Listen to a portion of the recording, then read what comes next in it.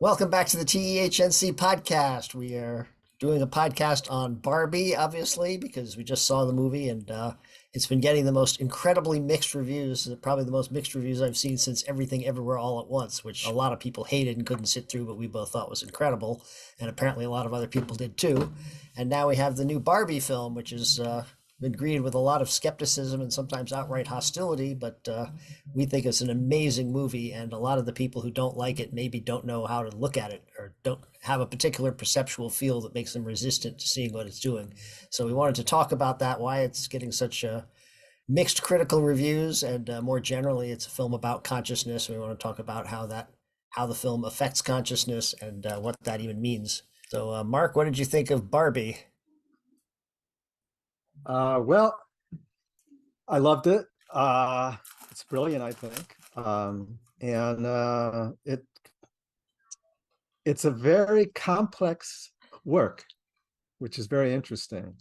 And it's very simple on the surface, but incredibly complex.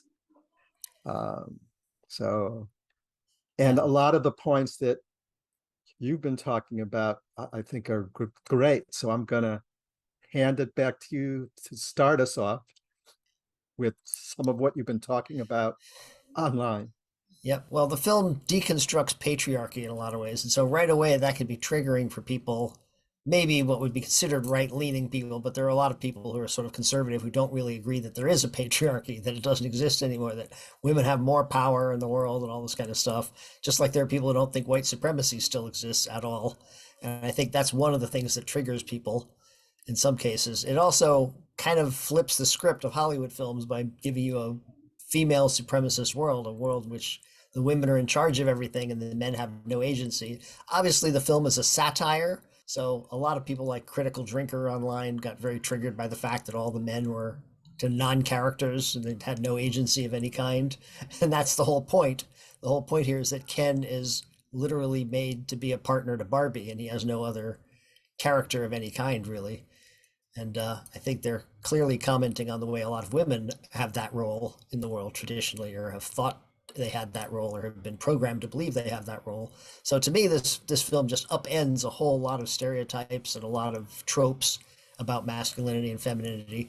And it's not a political film, as I say. It's actually, to me, much more of a film about consciousness, about the elevation of consciousness. So if you try to look at it through a political lens, you might be triggered by the way the representation is or something like that in the film. I mean, it's a complex one. Why do you think some people are reacting? Because also, as I said, like Walter Shaw, who's a very liberal critic, I would classify him as woke in the liberal sense, and Crystal Ball, who's a progressive liberal of Breaking Points, they also hated the film. So You what know, got me interested? I've been thinking about this, um, and I actually think this is a Trojan horse sent into the center of the culture war. And I believe it's triggering anybody who is into a tribalistic consciousness around wokeism or anti-wokeism. And, between wokeism and anti-wokeism, it's not black and white either. There are all different flavors of wokeism and anti-wokeism.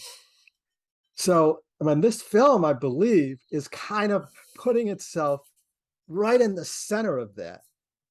And it's kind of an anti-war film in this really interesting way to me. It's an anti-culture war film. And it's, as you said, it's bringing up all these stereotypes and it's kind of triggering them all and basically saying all of these is not it. Hmm. It's consciousness. Well, And it's the evolution of consciousness. It's an awakening, and you know, so I believe that it's the extreme reactions are coming from people who are attached in some way to some flavor of wokeism or anti-wokeism. If you're inside of any of those ideological fields, I believe you perceive this film from that lens and it triggers you but I believe Hmm. the triggering is part of its evolutionary purpose Hmm. to bring it That's to the surface. I love that framing. This is a Trojan horse into the heart of the culture wars, basically. Yeah, Because, it's in just fact, in this film, there are a number of points in which she actually kind of pokes fun at wokeism and a certain kind of woke thing. Like when the little girl says, "You're a fascist," and she's crying there. And then the other girl says, "Nobody ever believes me that you shouldn't talk to this girl." Like, that's a perfect example of, like, because the kind of woke, I mean, wokeism, I've said before, there's two different definitions that are vying for power of woke. So woke originally meant, oh, now I'm alert to injustices that I wasn't alert to before. It came out of Black Twitter. I think actually it was Black people saying, oh, now I've realized how much I've internalized a role of myself as inferior to whites. And I think a lot of that was like, now that I'm woke, I realize I don't have to internalize that and I can actually be an individual, independent person, regardless of my skin color. So that was originally wokeism. And so then a lot of people said, well, I'm woke now, so I'm sympathetic with the plight of transgender people or whatever. But then there's a pathological side to that, which you're like, well, we have to defend people at all costs, even if it ends up being silly and ridiculous. Like this idea here. I mean, one of the things for me is that this movie really redeems Barbie as it was at the time a breakthrough jump from mythic to rational in a way, because it was the first mass produced adult female doll. It was like a successful, glamorous, beautiful adult female that little girls could play with. Before that, they played with little babies mostly. They were like porcelain dolls and high end dolls, but they weren't mass produced dolls. So it was actually an evolutionary doll that helped a lot of girls have a vision of themselves as successful adult women. And later on, they became, Dr. Barbie and Lawyer Barbie and all that. But then as the society shifted into pluralistic, it began this lens of, well, look at those perfect proportions. She's this perfect hot girl, so therefore we should hate and resent her, and we should hate Mattel, and they're obviously evil corporate overlords because they're just exploiting girls, insecurity and making them more insecure. And both of those can coexist in the culture. They're both true. And this film actually dives right into the heart of that yes. that conflict in a beautiful way and says, hey, wait a minute, we don't have to identify ourselves with this hot girl or whatever, but we can also like appreciate her and appreciate fashion and appreciate all these things that we get ridiculed for. It does to this throughout. It really kind of takes wokeism and anti-wokeism and feminism, and it kind of looks at them in a more holistic, evolutionary way, and seeing how even like Barbie Land, is a matriarchy at the beginning and all that, but there is a kind of oppression for the Kens. And Mm-hmm. then in the real world, it's the opposite. And then, but as the film evolves, you reach a point where the characters start recognizing, you know, the objectification of themselves and each other. Mm-hmm. And they start waking up and they help each Yeah. other wake up and they apologize to each other. And then, it's like this whole beautiful kind of waking up out of this polarization field. Mm-hmm. It's to me, I mean, it's a beautiful kind of masterpiece, really trying to transcend the culture war using a very powerful cultural icon that's kind of the perfect icon for this. Mm-hmm. It's just a brilliant kind of choosing of this. But I pointed out This elsewhere, that's also one of the things that makes this an integral film is that it's working at the top of a popular game. It's very funny and witty and hilarious throughout. And as you say, it's taking this most iconic pop culture figure. So it's a film about that anyone can dive into because everybody knows Barbie. And yet then it's using this to do this sort of advanced work of unpacking Barbie and unpacking feminism and unpacking patriarchy. When Barbie shows up at Venice Beach and Canada's like, they're all looking at me and admiring me. It doesn't feel violent at all. And she's like, it does to me. There's an undercurrent of violence to it. It's like, whoa. And a lot of people probably, now when I can see someone like Ben Shapiro, like the opening scene with the 2001 scene where the girls are smashing their baby dolls, could be very triggering to someone who's in a tradcon worldview, a traditional conservative worldview where, motherhood and raising babies is very important. So definitely. it's great to inculcate little girls into the idea of being mothers. And it is a beautiful thing to inculcate girls with. I think it just shouldn't be the only thing. Like girls should like, have a right to have other images of themselves. And Barbie was like just such a breakthrough as a doll. And then Yeah, it became a victim of its own success. A billion Barbies sold. Suddenly it's like, oh, we can't all be Barbie. that you're right there. That opening is really powerfully triggering for that um, traditional worldview, as is Barbie apologizing to Ken for objectifying and discounting him as part of the matriarchy. Because if Hmm. you're a feminist, that's, like, what do you mean, apologizing to men? Right. It's, Everything that happens in this film is basically a flip of something that exists in the real world in a lot of ways.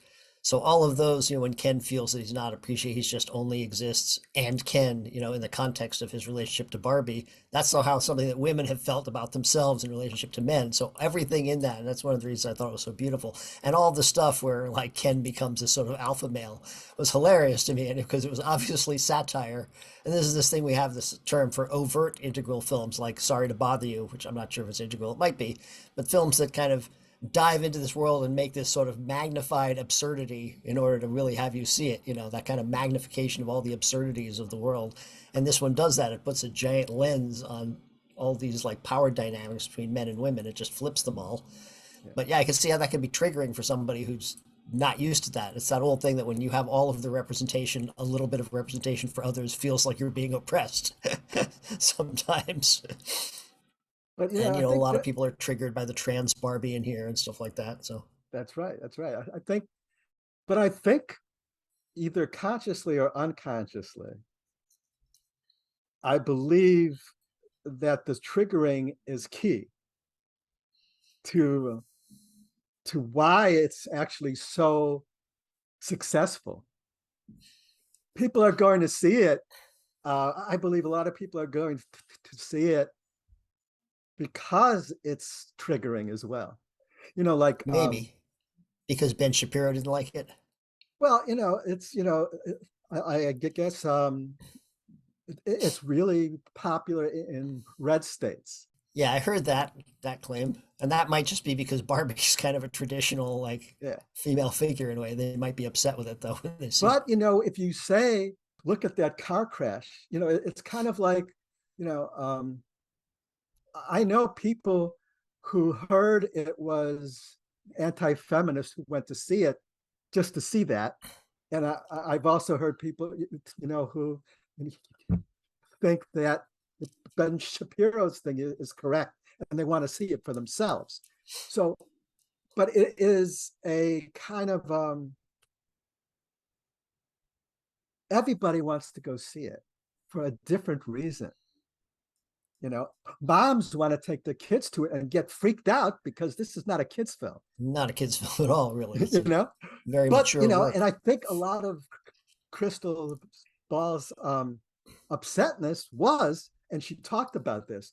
It's like, She went with her mother, and I can see that too. yeah, That was probably very uncomfortable for her mother because I can see how older people but might have trouble penetrating this film. she said specifically she freaked out because if she wasn't if she didn't see it with her mom, she probably would have taken her kids, and that pissed Hmm. her. It's like, man, that would have been horrible. And so she was actually imagining Hmm. watching this with her kids and But freaking then you out had about her it. colleague. Then you had her colleague Sagar saying he saw it in D.C. with a largely gay audience, and they were crazy about it. And I can see that too. That it would be just the amount of representation and the embrace of the feminine in a way. And there's so much. I mean, there's so much communion storytelling too. That's another thing that we've talked before about Ava DuVernay and the way she uses communion. Even in the middle of action scenes, there'll be a stop where two characters suddenly just have a beautiful moment together.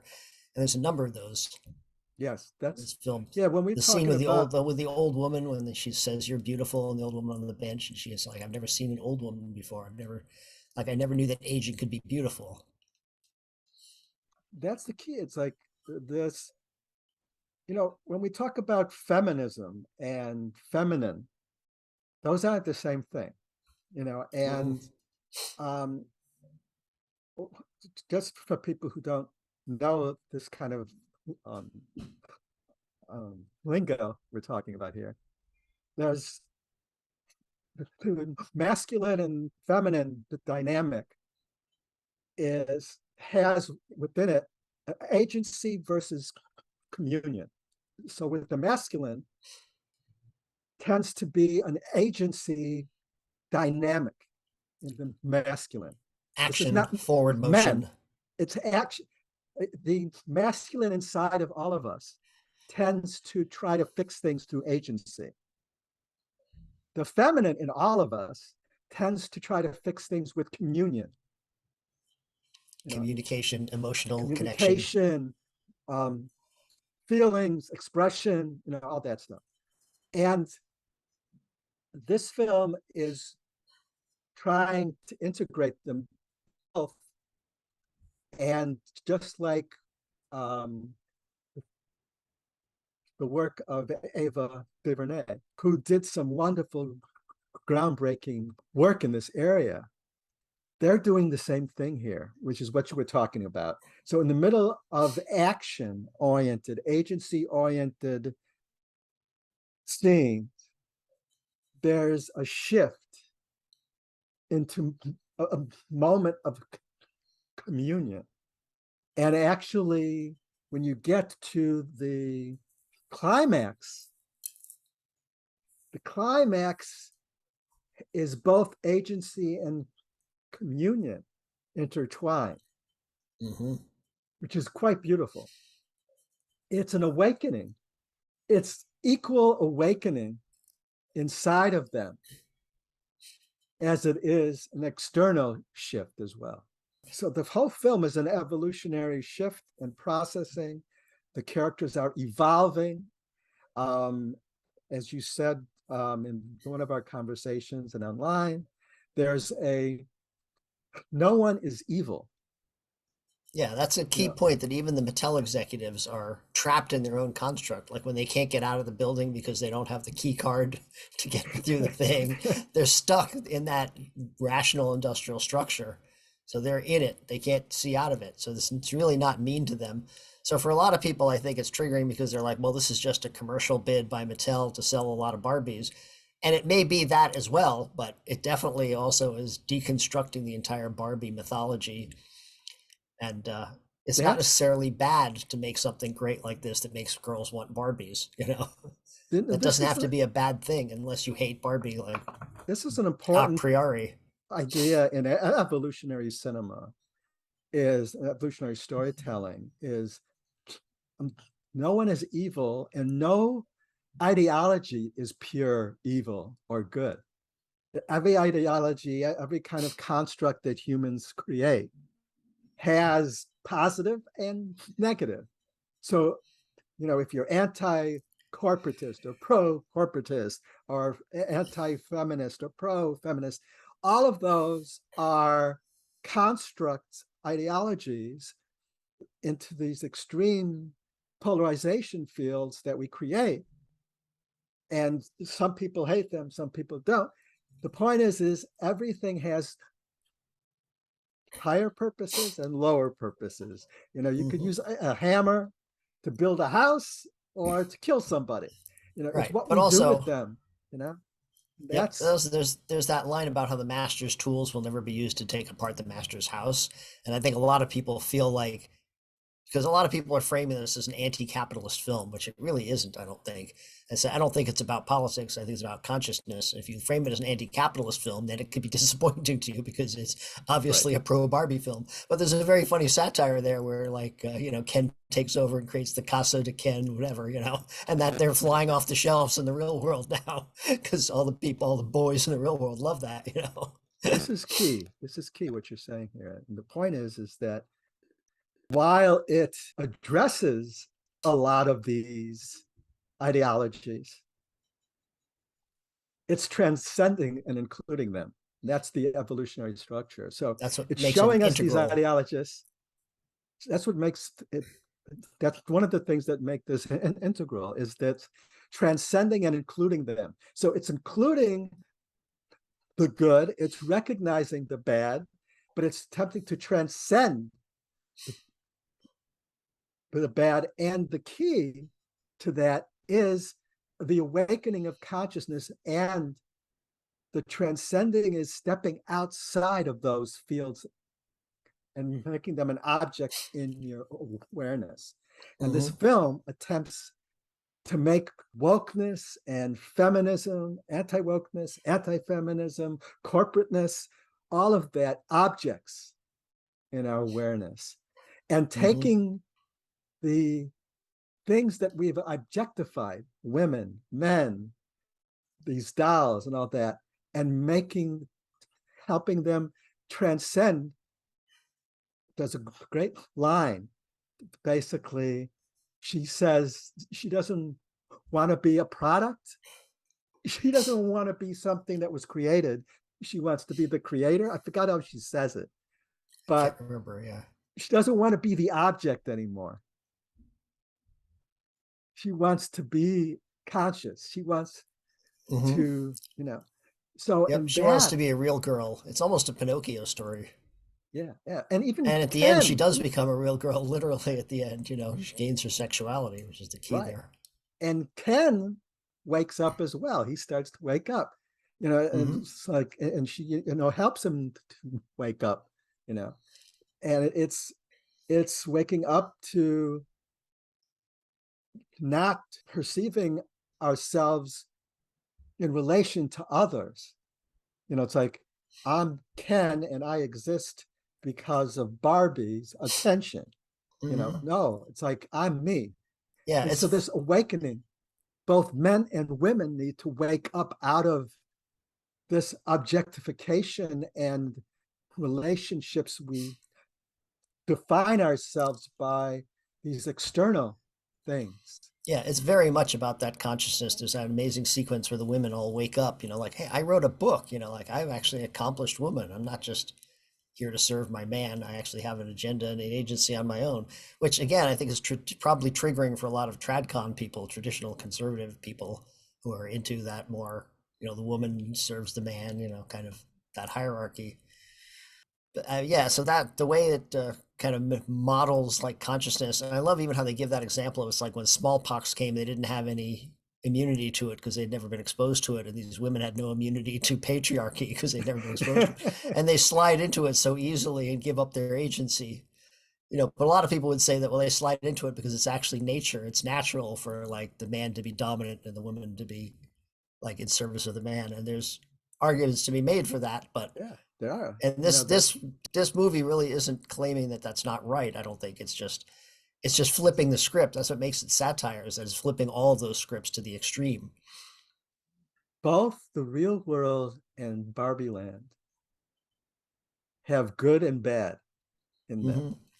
Yeah. That, and it's like this whole thing is about the human journey and the trap of ideological fields. Hmm. Like the mother-daughter relationship. The beautiful thing is that they evolve their relationship and start to see each other in the different ways through this. Hmm. And it's not anti mother daughter, anti women, in their essence, Not or at all. all of that. But it's when also the it's not when the pro Mattel or guy. anti. That's the key. It's not Yeah, pro it's or it's anti just any it's of this. pro everybody being free to think themselves for themselves. Outside of all this Yeah. culture war, I was thinking that that's the that great line with anti-war. the This is an anti-war film. yeah, with the Mattel, the CEO of Mattel, who's awesome, played by Will Ferrell, who's Yeah, he's fantastic. great. When he's like, "I'm the son of a mother," and he says, "I'm the mother of a daughter." Well, whatever. Like, and then later on, he says, "I'm all about like having little girls have fun in the most non-creepy way." He's really great in it because he plays it so straight in a way. He's not hamming it up too much, but he's like really funny. All those guys are. And we gotta give props to Margot Robbie and Ryan Gosling. Both were incredible. Robbie really, Brilliant. both of them managed to play like people with very limited perceptual fields, kind of having and coming out of that. I mean, she's a Barbie, so she's not really capable of having profound thoughts at first. And then there's that great moment that starts 15 minutes in, where the film really kicks in, where she's like, "You guys ever think of death?" And all the music stops. Like, what? I mean, or ever think about dying? I mean, I'm dying to dance. And Kate McKinnon is That's fabulous as the weird Barbie. yeah, it's just to me this is just such a brilliant work, and but I believe the extreme reaction is because of what it's doing. It's this Trojan horse into the culture war, Hmm. triggering all the tribalized frames inside of us. Maybe that should be the name of the podcast, Barbie, a Trojan horse into the culture war. That's this is what it is. And I think it's really fascinating that the two big films, Barbie and Oppenheimer, what's the That's one hyphen? movie, Barbenheimer. Barbenheimer, It's one are movie. both anti-war films. One about the culture war and one about real war, Hmm. nuclear war. I guess Oppenheimer's anti-war. I haven't seen it. Well, I haven't seen it either, but it's based on a book, and Oppenheimer was that basically he was kind of the consciousness awakening Hmm. of that whole nuclear. The potential of human extermination by humans. Yeah, I mean that's his story. So, and Yep. I'm It's so pretty fascinating sure, that these both came out at the same time and that they yes, became such a phenomenon, both of them. yeah. So these two films dealing with some dimension of war is Hmm. very interesting to me. Yep. And of course, it's on the cusp of the Hollywood strikes and kind of the end of an old era in Hollywood. And these are kind of the last hurrahs. And they're actually um, original works.